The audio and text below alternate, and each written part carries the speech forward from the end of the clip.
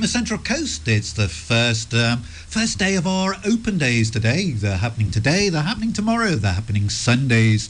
We'll tell you lots more about them as we sort of travel through the rest of the afternoon together. But in the studio with me at the moment, and my name's Phil, I forgot to tell you that. In the studio with me at the moment are Diane and Kieth from Central Life Church in North Wyong, and a voice that you'll recognise because he has a bit of an accent, and that's Eben. Yes, I'm English, actually. Yeah. The accent part. No, you failed the... no. You failed the... I'm nowhere near the it? accent test. Yeah. No. Badly. Yeah. So, Diane and Kieth, you're from Central Life Church. What's happening in your church at the moment? Oh, there's always things happening. There's always things. Yeah, I guess we're pretty much focused this year on, we call it the church being the church. The church The being church the church. being the church. Wow. Yes. Okay. Because obviously Jesus refers to his church as his people. Mm-hmm. And so our focus has been, well, what does that mean, the church being the church? Does that mean that people come into the church with their expectations and they present those expectations and expect the church to provide that? Or do they come in and they bring something and they add and they be the church? So that's been our interesting focus this year, sort of teaching around that and just empowering people to come and bring something of yourself and then take something with you out into the community. And that's very biblical, isn't it? Because, I mean, even talking about spiritual gifts, we're all taught that we've got gifts, and together we have all the gifts we need, but we each have little pieces of the jigsaw. Yeah. We all have a Absolutely. piece to give. So you're unpacking that at the moment, are you? At the moment, yeah. It sounds almost like a swap meet. You know, you bring yours, you take something out. Love it. But I know you guys operate different than most of your traditional churches. Like you have a leadership board. Correct me if I got that wrong, because you look at me like, do you know what you're talking about? No, I don't. But you have a leadership, not just a leader. You have a leadership. We have a core group team. A core group team. Yeah. And we work towards, I guess you'd call it an apostolic model. Yeah. Where we raise up people in their giftings and make room for them to lead in their giftings. Amen. Yeah. Amen. I agree with that. So it's sort of bottom up, it's not led by a leader who tells everybody what to do? Well, we lead not it, but we really, don't no. tell everyone what No. to do. No, we don't follow that model. We really want people to use their gifts. We want to use their talents. I'm not overly precious about my pulpit. Yeah. Shock horror.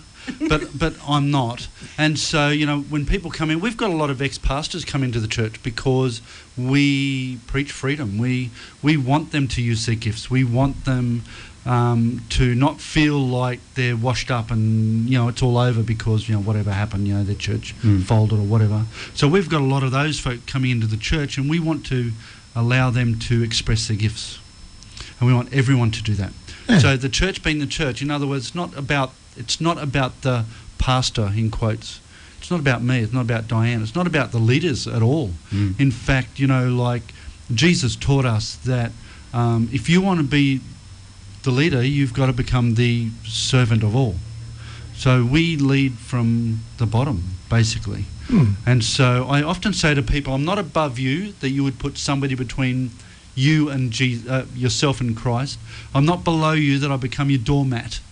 But I'm here to walk with you. So we'll walk together in Christ, and we'll unpack your gifts, and we'll get you doing what God has called you to do.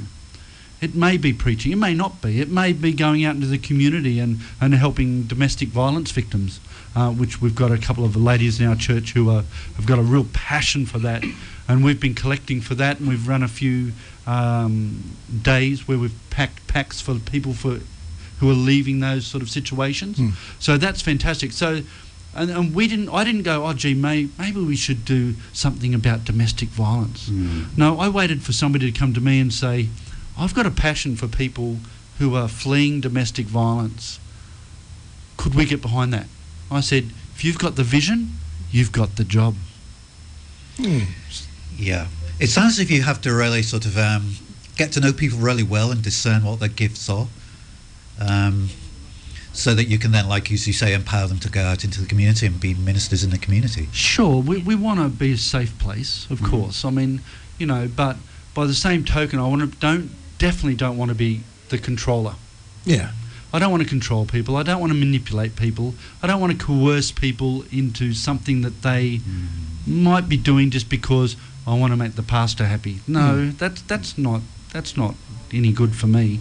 I need them to be doing those ministries because that's what they love. Yeah.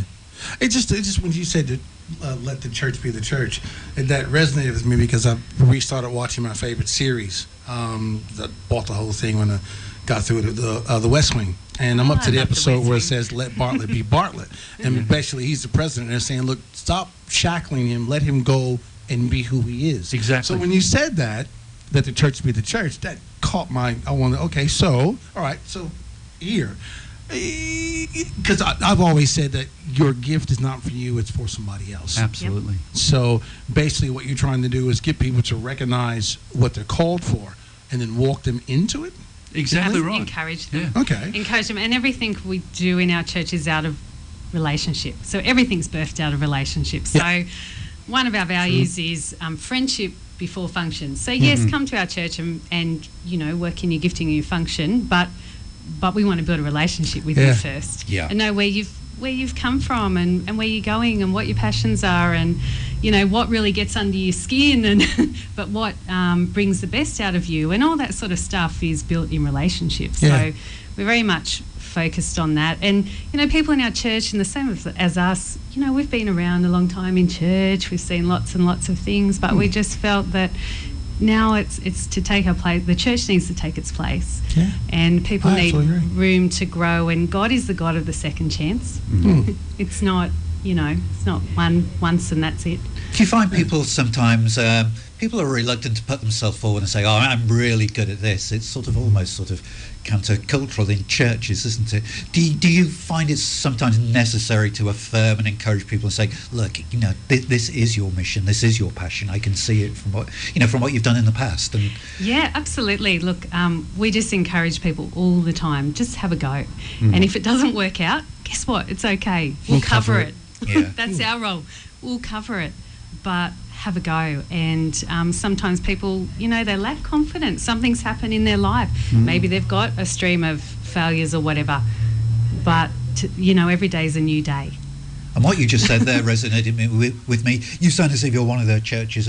You may try something, and if it doesn't work, it doesn't work. It's not the end of the world. That's right. You gave it a go, but there's no criticism. It's just perhaps not the time and the place at the moment. Exactly. And if you're a local church, you have to cater for your local community, whatever's in that community, and bring the best out of it. And you guys are at the size where you can afford to let people unlock and try some things.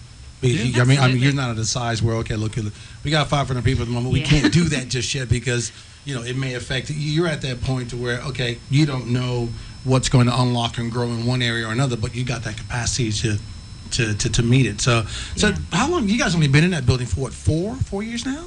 It'll be 4 or 5 years this year, I think, in September. Yeah, because I know you only just moved in there, I think, when I only just moved in here. So, around about the same time. So, you guys got plenty of nice space, by the way, it is. Yeah. I wasn't sure I was in the right place when I first went because it was your open mic night. And I walked in and I thought, okay, so it's in a club. It's in a club. But no, it was actually your place. You did it well. So, all right, not a problem. You had an interesting experience this year. You've had some health problems. He was pointing at Kieth, by the way. Yes, Keith. Yeah. Can't really see that on radio. Yeah. Oh, sorry. Yes. Sorry. It's not point of vision. Yeah. So, Keith, you've got an interesting. Do you mind telling it? Yeah, sure. Great. Yeah, we'll let you hear it before we cut to a song because it's a really good story. Yeah. Well, so I've had some major health issues over the last year or so. Last October, I passed out. Well, we thought I had passed out in a coffee shop, and for me, I was standing in a garden, and it was white roses as far as the eye could see. Wow! And I'm standing in this garden, thinking to myself, "What am I doing in this garden?"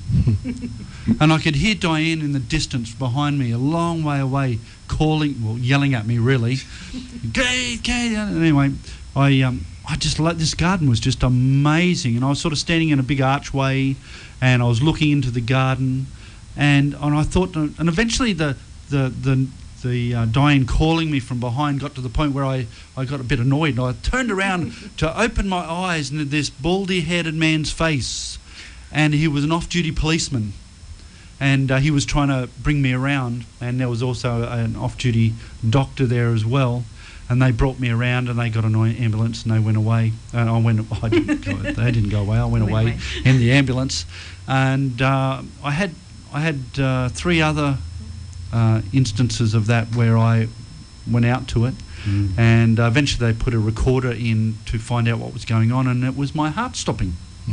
So my heart was stopped beating, and so they put a pacemaker in about 3 weeks ago, and I am amazingly better. Good. They did such a fantastic... I didn't realise how little I was functioning on. Yeah, it crept up on you slowly so that you didn't notice. Yeah, my memory was really bad. Diane noticed my memory had been bad for about a year, and I would forget I would say this sentence and now I've forgotten I've said it. It was really bad. It was. I got to the point where I couldn't really even do my job. I couldn't remember. People would bring because I'm in IT, I do computers. They'd bring their computer over me, and I'd sort of look at the computer and think, what am I supposed to do with this? Yeah. Put it on really eBay. bad. So apparently what was happening, it was a stopping of a night time. And Wow. so they used some big long word, I wasn't getting oxygen to the brain or something. Yes, since then, my memory has been coming back.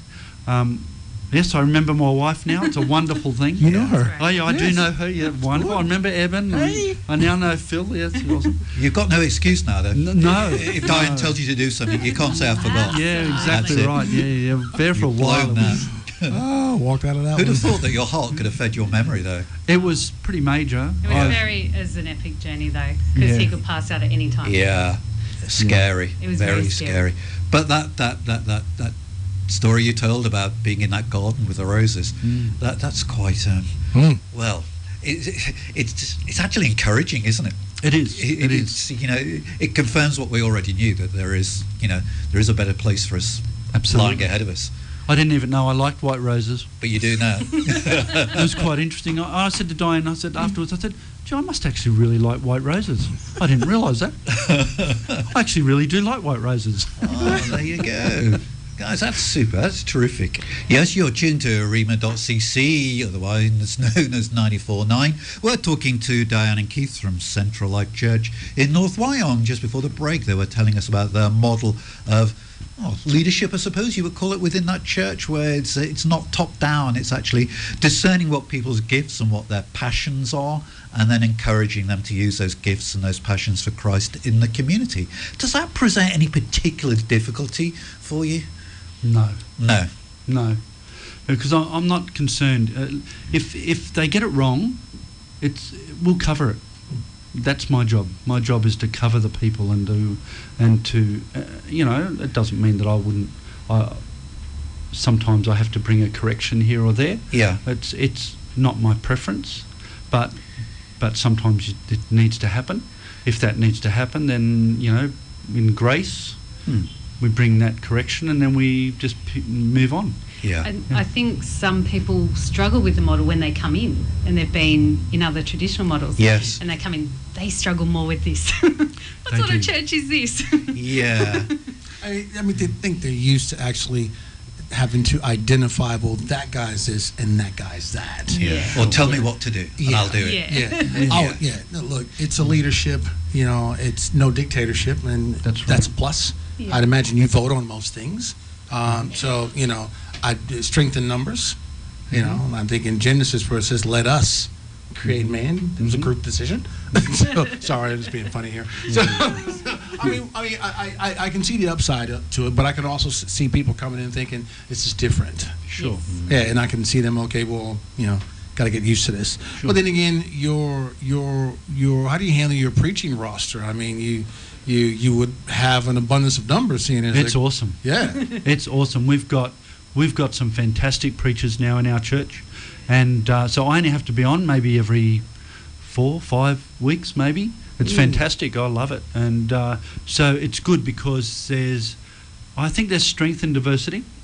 Oh, definitely. And Definitely. so, you know, different people getting up, and like I say, we've got a lot of ex-pastors now in our congregation, and so they're taking on quite a bit of that role, which is great. Yeah. And some of them are taking on the pastoral care stuff, which is perfect, because I'm not so good at that. It's not one of my gifts or strengths. Another thing with strength in numbers. Absolutely. Somebody else's strength, yes. Some of the guys we've got there, it is their gift. Their gift is pastoral care. And so, you know, we bring and the church is encouraged to and the church is look encouraged after each other. So you're absolutely dodging a couple of bullets, like number one, fatigue. I mean, once in every 6, you shouldn't have that problem. And also the fact that it's a group of you, so the decisions don't weigh that heavily on one individual. Sure. And you've got pretty much, you know, I guess, a Democratic vote in there. So that's, you know. Well, the buck stops with me still. Yes. The buck stops with me and Diane at the end of the day. But we, as I said, we've got a core group, and we make that core group makes the decisions for the church, and we're more than open to hear what people have to say, of course. And Yeah. Where did you? Sorry, one more question. Where did you come up with the model? Is it from someplace else, or where did it come from? Well, the ex-pastor that was running the church always had friendship before function, and so we've just really built upon that. So we would say now friendship before function with responsibility.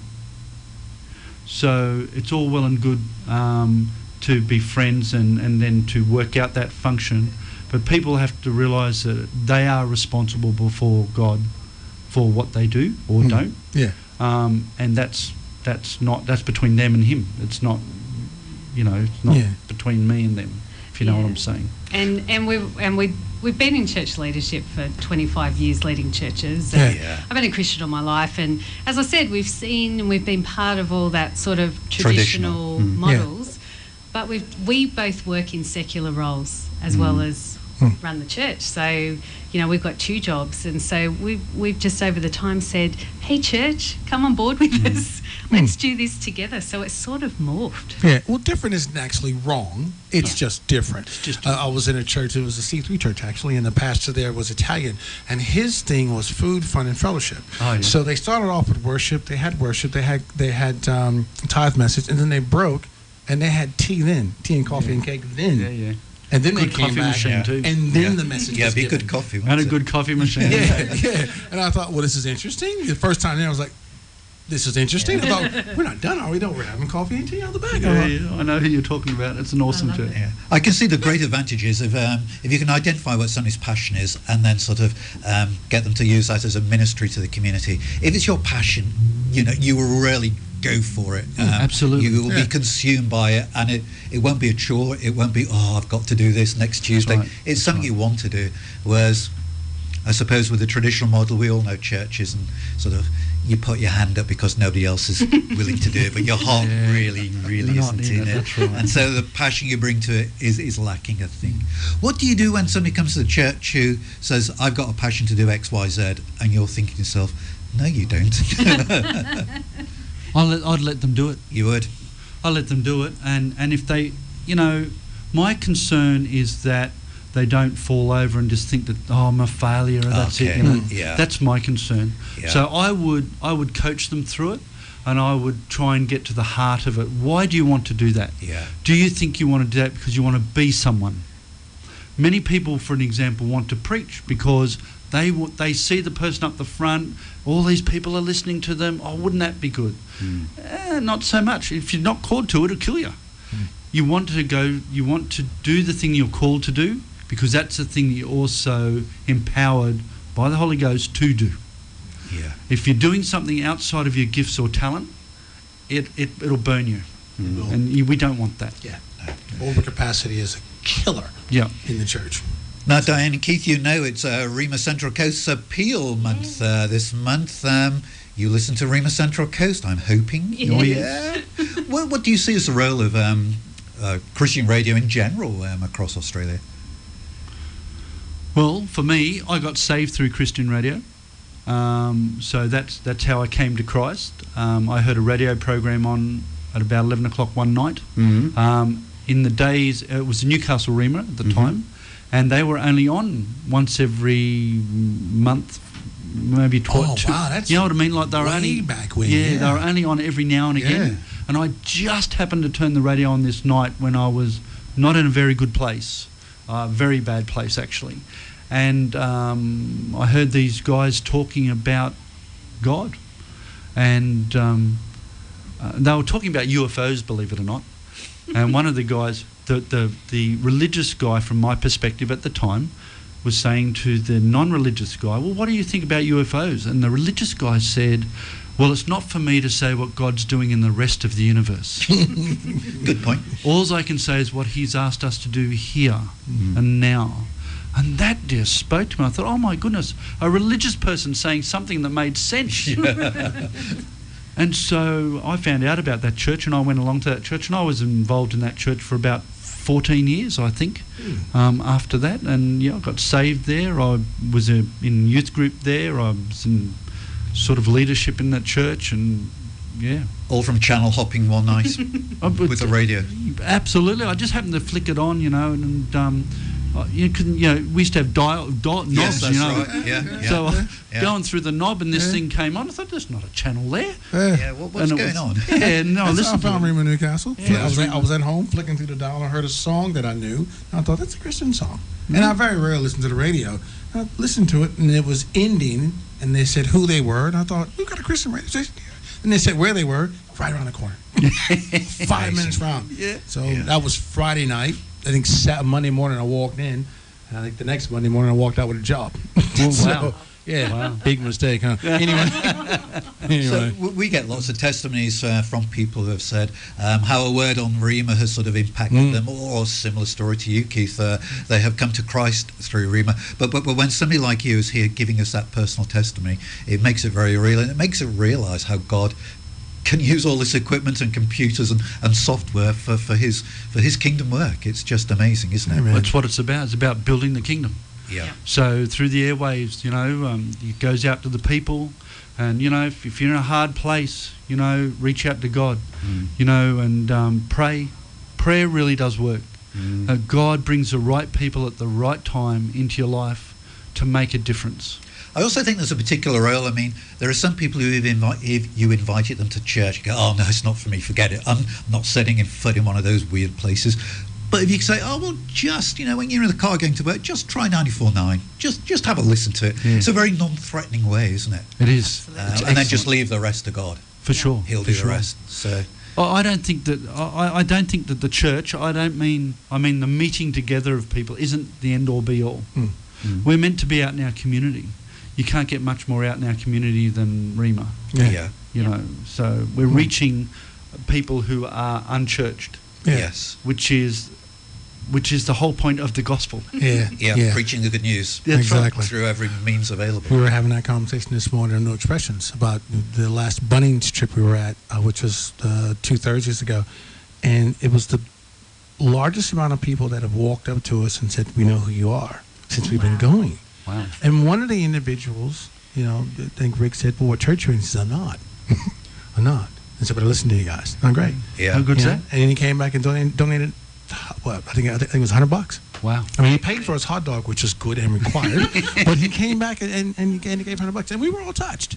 We thought, well, thank you. Appreciate that. Yeah, no, it's awesome. We have the testimony. I've just found it on the desk in front of me. Of don't know, it's a guy or a girl, but she's saying, he or she was saying that they used to listen to 702 on the AM band, which is the ABC Sydney, because they lived in Sydney. When they came up to the Central Coast, he just sort of flicked the dial. He left it where it was, but he flicked the wave band to FM, and apparently he says Rhema sits directly beneath the 702.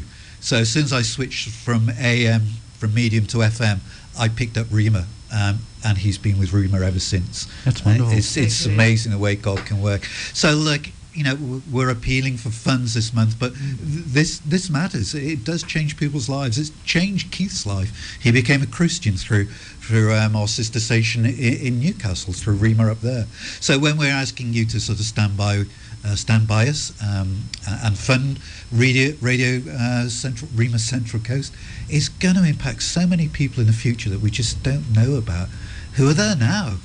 Perhaps they won't turn on that radio for another 6 months, 9 months, maybe 2 years down the track, But Rhema's got to be there for when they're fiddling with that radio dial, when they're in a dark place as Kieth was. If we're not there, what's going to happen to them? So please, if you can afford to make a donation, it's going to be used wisely, that money. 4367 40 42. You can phone now. Leanne's out there. Her hand is hovering over the phone as we speak, just waiting to take that call. 4367 40 42. If you're in the car and you can't obviously use your phone in the car, when you get home, just go to rhema.cc and have a look at our secure website, and you could donate with your credit card there. Going to ask Eben, has he got anything else to add to that? No, just that it's always a joy to have you guys in here. It is. Always good to see wonderful. you. I mean, Thank you for having me. we don't see you that much. All I see every now and then, you guys go speeding by honking at me. I just turn around, Hoons. Oh, sorry, Diane, Keith, how you doing? So, well, we don't see you that often, but you guys are on the other side of the coast, but we think of you often. But you guys are great supporters of us, and we appreciate when you're in here. So Thank you for having it's me. awesome. Yeah. You realise, Eben, they're honking at you because you're driving on the right-hand side of the road. No, I'm walking to get coffee. No, this I'm not is allowed Australia. I'm not allowed to drive until I've had my coffee. Good, I see, fair People enough. don't want me on the road without, any caffeine in my system. That's bad. Yes, you're listening to 94.9 Rhema Central Coast. It's the first of our 3 days of open days. It's today, tomorrow, Saturday, and all day Sunday as well. We would love to see you guys, and if you time it right, around about coffee time in the morning, or lunchtime, or afternoon tea time, you can come in, have a bite to eat, share some of Leanne's great baking. We've gone on about how good her cakes are. Well, you'll be able to come in and find out for yourselves how scrummy they really are. And you'll be able to have a tour of the studios, meet any of the music guests, just have a good time meeting us. We would love to meet you. And like everybody that does come in for a tour of the studio, we're taking their name and their email address, and then we're putting you into a draw, and the winner wins loads and loads of CDs and DVDs, and there's an amplified Bible version. So there's a little bit of an incentive there as well. As if Leanne's cakes and nice cups of tea weren't enough. But joking apart, we really would love to see you over the weekend. And I think I said when I was here on Wednesday that, if you're doing that big shop at Erina over the weekend, and you would normally go for a coffee or a cake up at Erina, one of the coffee shops there, well, save yourself some money. Come and see us instead. We are at the Coralta Road roundabout. We're above the party shop there, right next door really to Clark's Rubber. Now, it's a bit difficult, because there's a barrier along the Central Coast Highway, so you've got to come from the Terrigal Drive end. If you come from the Terrigal Drive end, then just as you pass Clark's Rubber, you'll see a little alleyway on the left. Go down there, there's plenty of parking, and then just come up to the second floor, and you'll find us there. Our door will be open, and we would love to see you. If you're still unsure where we are, just go to our website. It's probably better explained there than I have just done. Yep, so that's a date then. We'll be seeing you either tomorrow or Sunday. Now, we were talking a little while ago, a few minutes ago, to Kieth, and he shared his testimony that he became a Christian really as a result of Christian radio here on the Central Coast. He was in a dark place. He was fiddling with the radio dial, and he found Rhema Newcastle, but it could have equally been Rhema Central Coast. He found a Christian radio station, and it was as a result of that he started going to church, and through going to church he then became a Christian, and now he's pastor of his local church. And we get many, many stories like that. I'm just going to share this one with you. Again, no names, because people have sent these to us in confidence, and we will respect that. But this is what they said. Over the years, Rhema has ministered to me in the privacy of my home during many difficult and sometimes traumatic life situations. I have always been able to turn to Rhema for guidance and truth that I was able then to apply to my life, and then dramatically bear witness to my life improving. There were times when I was not only isolated, but unable to get out of my front door. It was during these dark times that Rhema was a great source of comfort. Yeah, I can imagine that. That if you are in one of those deep and dark places that sometimes life sort of throws in our pathway, you do need some positivity. You need some guidance. You need some hope. You really do need some hope. And what better source of hope is there than the Christian message? And we would love people in the future like that listener, and like Keith. We would love people in the future who are fiddling around with the radio dial to find a Christian radio station here on the Central Coast. And we are the only Christian radio station here on the Central Coast. So look, if you can stand with us and support us to make sure that we are here into the future, well, that's what it's all about. It's not about us. It's not about egos. It's about God, and it's about Christ, and making sure that we are here to continue with that hopeful message. So please, if you can, give us a ring on 4367 4042. 4367 4042. Or, as we keep saying, go to our website, rhema.cc, and you can donate securely online. And Rick's just walked in and then walked out to the studio. By the latest tally, it's 7,990. Another $10 would push it over to 8,000. So, look, if you can do that, give us a ring, and you could be that person that pushes the counter over to 8,000. That would be terrific.